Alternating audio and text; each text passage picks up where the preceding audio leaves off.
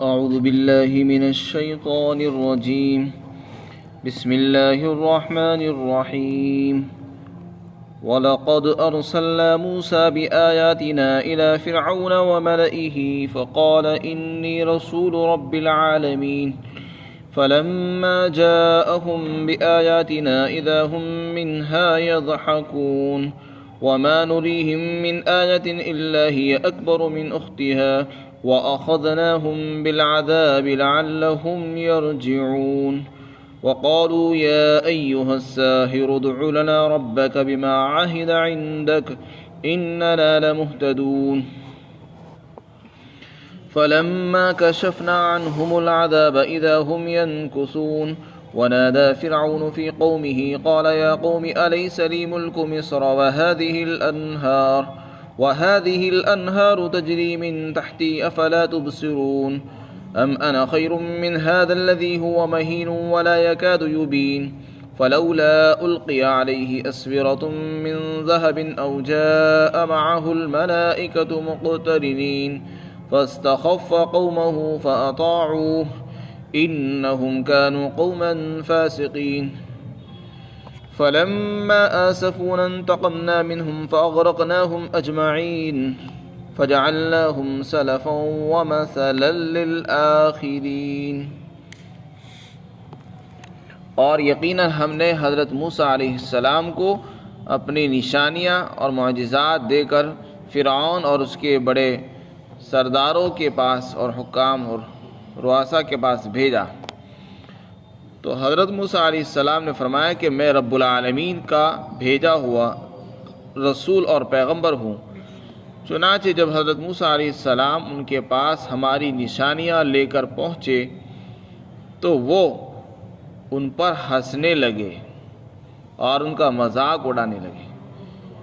اور ہم نے جو بھی نشانی ان کو دکھائی اور جو نشانی ہم ان کو دکھاتے تھے تو وہ ایک سے بڑھ کر ایک ہوتی تھی اور اپنے سے پہلے والی نشانیوں سے بھی بڑی ہوتی تھی. اور ہم نے ان کو عذاب کے اندر گرفتار کیا تاکہ وہ کفر سے توبہ کریں اور رجوع کر لیں. اور انہوں نے یہ کہا کہ اے جادوگر ہمارے لیے اپنے رب سے دعا کیجئے اس عہد کا واسطہ دے کر جو اللہ نے آپ سے کیا ہے. یقیناً ہم ہدایت پر آ جائیں گے. پھر جب ہم نے ان سے عذاب کو اور مصیبت کو دور کر دیا تو وہ پھر اپنی قسموں کو توڑنے لگے. اور فرعون نے اپنی قوم کے اندر یہ اعلان کرا دیا کہ اے میری قوم کے لوگوں، کیا مصر کی سلطنت اور بادشاہت میرے لیے نہیں ہے؟ اور یہ جو نہریں میرے محل کے نیچے بہہ رہی ہیں کیا یہ میری نہیں ہے؟ کیا تم کو نظر نہیں آتا؟ ام انا خیر، اس نے کہا بلکہ میں تو اس سے بھی بہتر ہوں، بہت افضل ہوں اس شخص سے جو کم مرتبے والا ہے اور قوت بیانیہ بھی نہیں رکھ سکتا، بیان پر بھی قدرت نہیں رکھتا. اور اس نے یہ کہا کہ اگر ایسا ہے، اگر واقعتاً وہ پیغمبر ہے تو اس پر سونے کے کنگر کیوں نہیں ڈال دیے گئے، یا اس کے ساتھ فرشتے سب باندھ کر کیوں نہیں آئے. اور فرعون نے اپنی قوم کا بیوقوف بنایا، چنانچہ انہوں نے بھی اس کا کہنا مانا اور اس کی اطاعت کی. یقیناً یہ سب لوگ فاسق اور گناہگار تھے. پھر جب انہوں نے ہمیں ناراض کیا تو ہم نے ان سے انتقام لیا اور ہم نے ان سب کو پانی میں غرق کر دیا. اور ہم نے ان کو آنے والے لوگوں کے لیے مثال بنا دیا، نمونہ بنایا ہے اور ان کو متقدمین بنا دیا ہے. اس رکوع کے اندر اللہ تعالیٰ نے کفار مکہ کو جواب دیا ہے. کفار مکہ یہ کہا کرتے تھے کہ رسول کے لیے دولت اور رسول کے لیے اقتدار ہونا ضروری ہے. اولاً تو وہ اس بات کو تسلیم نہیں کرتے تھے کہ کوئی انسان رسول اور پیغمبر ہو، لیکن جب ان کو بتایا گیا تو ان کی بات سمجھ میں آئی کہ ہاں رسول انسان ہو سکتا ہے. تو پھر انہوں نے دوسرا اعتراض کیا کہ اگر چلو اللہ کو رسول بنانا ہی تھا تو کسی مالدار کو بنانا چاہیے جو بڑا آدمی ہو، کیونکہ دنیا دار انسان مالدار کو ہی، دنیا دار کو ہی بڑا سمجھتا ہے، جس کے پاس دنیا ہو، جس کے پاس حکومت ہو اور طاقت ہو، اس کو بڑا مانتے ہیں۔ تو ان کا کہنا یہ تھا کہ اگر آپ نبی ہیں تو آپ کے پاس دولت خوب ہونی چاہیے، پیسے خوب ہونے چاہیے، اقتدار ہونا چاہیے، حکومت آپ کے ہاتھ میں ہونی چاہیے۔ نہ آپ کے پاس حکومت ہے نہ پیسے، تو آپ کیسے نبی ہیں؟ اس کا جواب دیا ہے، اس سے پہلے بھی آ چکا ہے، اور یہاں اس رکوع کے اندر حضرت موسیٰ علیہ السلام کا واقعہ بیان کر کے فرمایا گیا کہ دیکھو آپ علیہ السلام کو تسلی دی جا رہی، جو اعتراض آپ کے اوپر ہو رہا ہے وہ اعتراض حضرت موسیٰ علیہ السلام پر ہو چکا ہے۔ انہوں نے بھی یہی کہا تھا کہ فرعون نے یہ بات کہی تھی کہ میں تو اس آدمی سے بہت افضل اور اعلیٰ ہوں، یہ تو بہت کم درجے کا آدمی ہے، گھٹیا آدمی ہے، اور اپنی بات کو بھی کھل کر بیان نہیں کر سکتا، اور اگر یہ نبی ہوتا تو پھر اس کے پاس تو سونے کے کنگن ہوتے، جیسے کہ بادشاہ سونے کے کنگن پہنتے ہیں، ہار پہنتے ہیں، تو اس کے اوپر تو سونے کے کنگن ڈالے جاتے، ان کے پاس نہ سونے کے کنگن ہیں، اور اگر یہ واقعتاً نبی تھے تو ان کے ساتھ فرشتے ان کے ساتھ چلتے، پر باندھ کر ان کے ساتھ فرشتے ہونے چاہیے تھے، نہ ان کے ساتھ فرشتوں کی جماعت ہے، فرشتوں کا لشکر ان کے ساتھ چلتا ہے، جیسے کہ مالداروں کے ساتھ، بادشاہوں کے ساتھ پوری فوج چلتی ہے، اسی طرح ان کے ساتھ فرشتوں کی فوج ہوتی، یا ان کے پاس دولت اتنی ہوتی کہ سونے کے کنگن ان کے ہاتھوں میں پڑے ہوئے ہوتے۔ تو اس طریقے سے اس نے بیوقوف بنایا لوگوں کو، اور لوگوں کے دلوں سے حضرت موسیٰ کے مرتبے کو اور اہمیت کو کم کرنے کے لیے اس نے اس طرح کے پیترے اختیار کیے۔ جب آدمی دیکھتا ہے کہ میری حکومت سرک رہی ہے، میرے ہاتھوں سے اقتدار نکلا جا رہا ہے، تو پھر وہ لوگوں کو اس طریقے سے سمجھاتا ہے کہ لوگوں میں اس آدمی سے افضل ہوں، اور میرے پاس دولت ہے، میرے پاس نہریں ہیں، میرے پاس ملک ہے، اور دیکھو ان کے پاس نہ سونا ہے، نہ ان کے پاس افراد ہے، نہ ان کے پاس فوج ہے۔ اس طریقے سے لوگوں کو سمجھاتا ہے۔ تو آپ علیہ السلام کو بتایا جا رہا ہے یہ قصہ نقل کر کے کہ اگر لوگ آپ کو اعتراض کرتے ہیں تو یہ اعتراض پہلے ہو چکا ہے، تو لہذا آپ اس سے رنجیدہ نہ ہو اور آپ اس سے پریشان نہ ہوں۔ جب اللہ تعالیٰ تمہارے رسول اور نبی ہونے کے لیے کی گواہی کے لیے کافی ہے تو پھر کسی کی گواہی کی ضرورت نہیں ہے۔ ساری دنیا آپ کی نبوت کا انکار کر دے، آپ کی نبوت میں کمی آنے والی نہیں ہے۔ تو فرمایا اللہ تعالیٰ نے کہ دیکھو ہم نے حضرت موسیٰ علیہ السلام کو فرعون کے پاس بھیجا، اور فرعون کے جو دوسرے حکام تھے اور اس کے قوم کے جو بڑے لوگ تھے ان کے پاس بھی بھیجا۔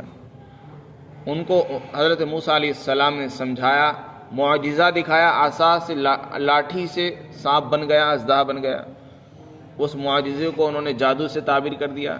دوسرا معجزہ دکھایا ید بیضا کا کہ بغل میں اور گریبان میں ہاتھ ڈالتے تو نکالتے تھے تو وہ روشن چمکدار ہو جاتا تھا، اس کا بھی کوئی بدل ان کے پاس نہیں تھا۔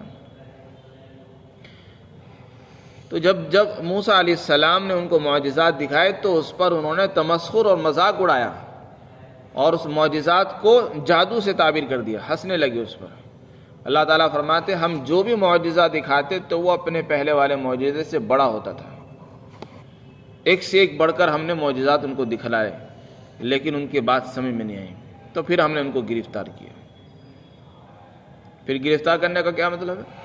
ہم نے پھر ان کو ایسے معجزات دکھائے جو سزا کا رنگ لیے ہوئے تھے، بظاہر معجزات تھے اور ان کے اندر سزا کا پہلو بھی تھا۔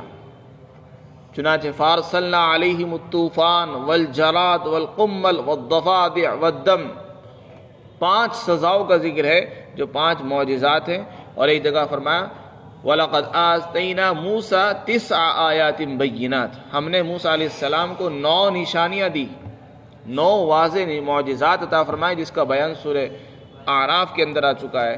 وہ معجزات تھے لیکن بشکل سزا کا رنگ لیے ہوئے تھے۔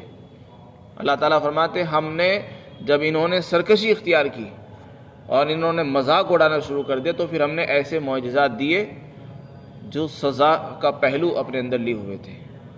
تو فرمایا فارسلنا علیہم الطوفان، ہم نے ان پر طوفان مسلط کر دیا، چنانچہ طوفان سے وہ پریشان ہو گئے۔ والجراد، ہم نے ٹڈیوں کے دل بھیج دیے، جس نے ان کی کھیتیوں کو خراب اور تباہ برباد کر دیا۔ یہ ٹڈیوں کا جو دل ہے وہ اللہ کی فوج ہے، اور اللہ تعالیٰ جب چاہتے ہیں بھیج دیتے ہیں اور وہ کھیتیوں کو تباہ برباد کر دیتے ہیں۔ تو ہم نے ان پر طوفان بھی مسلط کیا، ٹڈیوں کو مسلط کر دیا، اتنی ٹڈی آ گئی کہ یہ پریشان ہو گئے۔ حالانکہ چھوٹا سا جانور ہے، جب وہ زیادہ کثرت سے آ جاتی ہیں تو پریشان ہو جاتے لوگ، کھیتوں کو اجاڑ دیتی ہیں۔ اسی طرح تیسرا عذاب بیان فرمایا کہ تیسری جو نشانی ہم نے دی وہ تھی جواں، کہ ہم نے ان کے اندر جوئیں پیدا کر دی اور گھن پیدا کر دی، کیڑے پیدا کر دیے جس سے یہ پریشان ہو گئے۔ اور چوتھی چیز بیان فرمائی مینڈک، کہ ہم نے ان کی قوم کے اندر اتنے مینڈک کر دی، اتنے مینڈک کہ کھانے میں بھی مینڈک، گھر میں مینڈک، برتنوں میں مینڈک، جہاں بھی دیکھتے مینڈک۔ تو جب اتنے مینڈک ہوتے تو آدمی خود پریشان ہو جاتا۔ اسی طریقے سے خون ڈال دیا، خون مسلط کر دیا کہ جہاں بھی دیکھتے تھے ان کو خون پڑا ہوا نظر آتا تھا، یہاں بھی خون، کپڑوں پہ خون، برتن میں خون، گھروں میں خون، باہر بھی خون۔ تو یہ 5 قسم کے عذاب اللہ تعالیٰ نے بیان فرمائے، اور ایک جگہ فرمایا 9 ہم نے معجزات عطا فرمائے۔ تو ہم نے ان کو عذاب کے اندر گرفتار کیا۔ یہ سب جو معجزات دیے گئے تھے جو عذاب کی شکل میں تھے، یہ اس لیے دیے گئے تھے تاکہ یہ لوگ توبہ کریں اور اپنی غلطی سے رجوع کر لیں، کفر سے توبہ کر لیں، لیکن انہوں نے توبہ نہیں کی۔ ایک مرتبہ کہنے لگے کہ اے جادوگر، حضرت موسیٰ علیہ السلام کو خطاب کر کے کہا کہ اے جادوگر، ہو سکتا ہے ان کی زبان پہ یہ لفظ چڑھ گیا ہو، کہنے لگا کہ ہمارے اپنے رب سے دعا کر دیجئے ہمارے لیے۔ جب انہوں نے دیکھا کہ یہ سب انہی کی وجہ سے آ رہا ہے تو موسیٰ سے دعا کرا رہے ہیں کہ اے موسیٰ ہمارے لیے دعا کر دیجئے،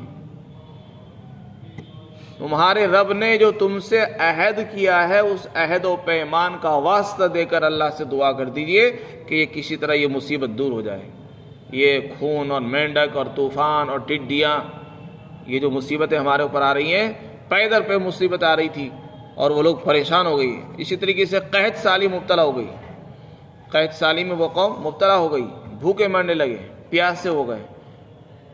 تو پھر انہوں نے دعا کرائی اور یہ کہا کہ دیکھو اگر آپ ہمارے لیے دعا کریں گے اور ہمارے اوپر سے یہ مصیبت ہٹ گئی تو آپ دیکھیں گے ہم کل کو ہی سیدھے راستے پر چل دیں گے اور ہم سیدھے راستے پر چلنے والے بنیں گے، دین پر آ جائیں گے۔ انہوں نے خوب وعدے کیے، عہد معاہدے کیے۔ اللہ تعالیٰ فرماتے جیسے ہی ہم نے موسیٰ علیہ السلام کی دعا کو قبول فرمایا اور ان کے اوپر سے عذاب کو اور تکلیفوں کو دور کر دیا تو وہ تو فوراً ہی اپنا عہد توڑ بیٹھے۔ جو عہد و پیمان کیے تھے کہ ہم دین پر آ جائیں گے، دین پر چلیں گے اور ہدایت پر آ جائیں گے، کچھ نہیں کیا انہوں نے، سارے عہد توڑ دیے اور جو ان کی پرانی عادت تھی عہد توڑنے لگے۔ جب فرعون نے دیکھا کہ یہ تو موسیٰ علیہ السلام کی مقبولیت بڑھتی جا رہی ہے، لوگ ان کے دیوانے ہو رہے ہیں، ان کی جماعت میں روزانہ اضافہ ہو رہا ہے اور میری سلطنت نکلتی جا رہی ہے ہاتھوں سے، اقتدار میرے ہاتھوں سے نکل رہا ہے، حالانکہ میں مالک ہوں لیکن افراد چونکہ میرے پاس سے کم ہوتے جا رہے ہیں۔ تو جب آدمی کو خطرہ ہوتا ہے تو پھر وہ اعلان شروع کرتا ہے۔ تو اس نے بھی اپنی قوم کے اندر اعلان کروایا، منادی کروائی اور یہ کہا ہے میری قوم کے لوگوں دیکھو پورے ملک مصر کی جو سلطنت ہے وہ میرے قبضے میں ہے اور یہ جو نہریں میرے محل کے نیچے بہہ رہی ہیں ان سب کا میں مالک ہوں۔ تمہیں معلوم ہے اور ہونا چاہیے، کیا تم کو یہ بات نظر نہیں آتی کہ میں نہروں کا بھی مالک ہوں، سلطنت کا مالک ہوں، محلات کا مالک ہوں، مال و دولت کا مالک ہوں؟ تو پھر مجھے چھوڑ کر تم ان کو کے پاس کیوں جاتے ہو، اس شخص کے پاس؟ اور پھر اس نے یہ اعلان کروایا کہ دیکھو میں افضل ہوں، میں اس آدمی سے بہت افضل اور اعلیٰ ہوں جو بہت کم درجے کا آدمی ہے اور وہ اپنی بات بھی کھل کر بیان نہیں کر سکتا۔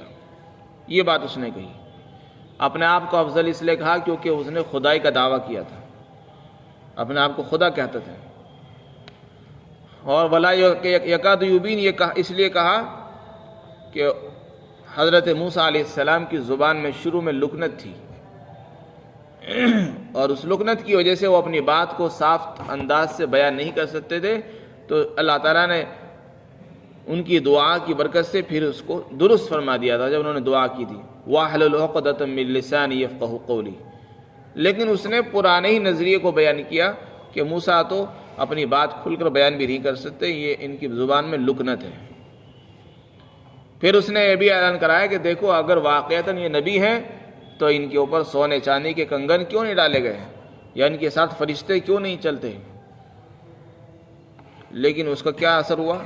جب اس نے اس طریقے سے قوم کے اوپر اپنے اثرات ڈالے تو ان کی قوم تو پہلے سے ہی گناہوں میں مبتلا تھی، وہ اس کی باتوں میں آ گئی اور وہ بیوقوف بن بیٹھی، اور اس نے اپنی قوم کا بیوقوف بنایا اور اس کی ہاں میں ہاں کہنے لگے ہاں تم صحیح کہہ رہے ہو، وہ آدمی اس لائق نہیں ہے کہ اس کو بڑا مانا جائے، نبی مانا جائے، اور فرعون کی بات ماننے میں آ گئے۔ اللہ تعالیٰ فرماتے حقیقت یہ تھی کہ یہ سب لوگ ہی گناہ گار تھے۔ فرعون تو گناہ گار اس لیے تھا کہ اس نے خدائی کا دعویٰ کیا تھا اور لوگوں کو گمراہ کیا، اور اس کی قوم اس لیے گمراہ ہوئی کہ انہوں نے ایک گمراہ شخص کا کہنا مانا۔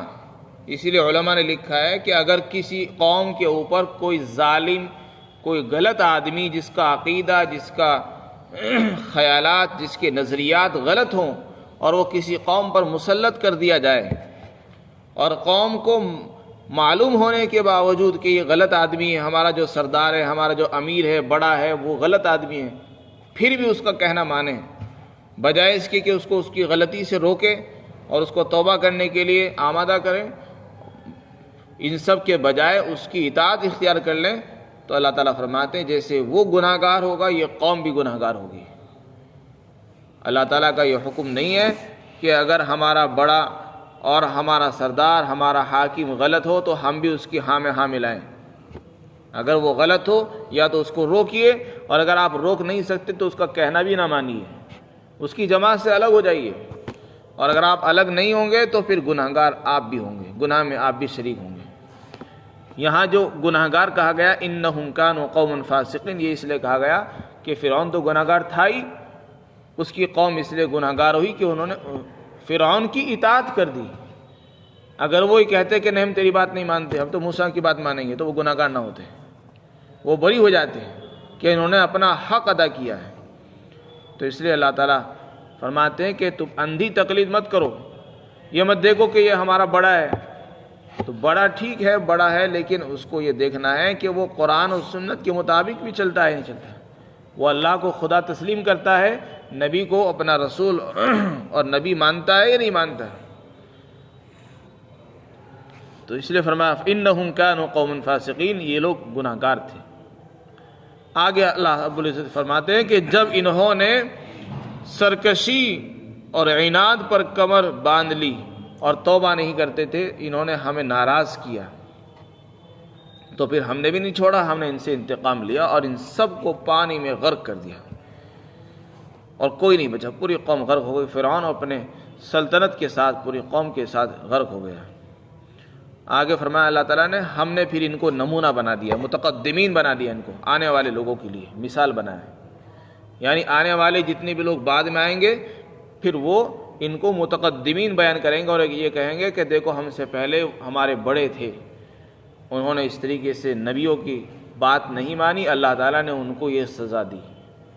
تو یہ مثال بن گئے، نمونہ بن گئے، آنے والوں کے لیے عبرت کی نشانی بن گئے۔ تو اللہ تعالیٰ سے یہ دعا کرنی چاہیے کہ اللہ تعالیٰ ہمیں مثال تو بنائے لیکن اچھے لوگوں کے لیے مثال بنائے، اچھے کاموں کی مثال بنائے، برے کاموں کی مثال نہ بنائے، بری چیزوں کا نمونہ نہ بنائے، کیونکہ نمونہ ہر چیز کا ہوتا ہے، برائی کا بھی نمونہ ہوتا ہے، اچھائیوں کا بھی نمونہ ہوتا ہے۔ فرعون نمونہ ہے سرکشی کا، غداری کا اور بغاوت کا اور حق کے خلاف کھڑا ہونے کا نمونہ ہے۔ اللہ تعالیٰ فرماتے ہیں ہم نے ان کو نمونہ بنا دیا بعد میں آنے والے لوگوں کے لیے، کہ جو بھی آئے گا وہ ان کی تاریخ پڑھے گا، ان کے قصے پڑھے گا اور یہ سمجھ لے گا کہ ہاں یہ ہمارے پہلے لوگ تھے اور یہ ان کا انجام یہ ہوا۔ اس طریقے سے اللہ تعالیٰ نے اس واقعے کو بیان کر کے آپ علیہ السلام کو بتایا کہ دیکھو یہ مکہ کے قریشی اگر آپ کی بات نہیں مان رہے اور آپ کی نبوت کو محال سمجھ رہے ہیں اور مالداری کو اس کے لیے لازم سمجھ رہے ہیں، تو اس طرح کا اعتراض اور شبہ پہلے بھی کیا جا چکا ہے، لہذا ان کے شبہ کرنے سے کچھ نہیں ہونے والا، اور اگر یہ ایسے ہی کریں گے تو پھر ہم ان سے بھی انتقام لیں گے اور ان کو بھی نمونہ بنا دیں گے بعد میں آنے والے لوگوں کے لیے۔ اللہ تعالیٰ ہم سب کو عمل توفیق نصیب فرمائے۔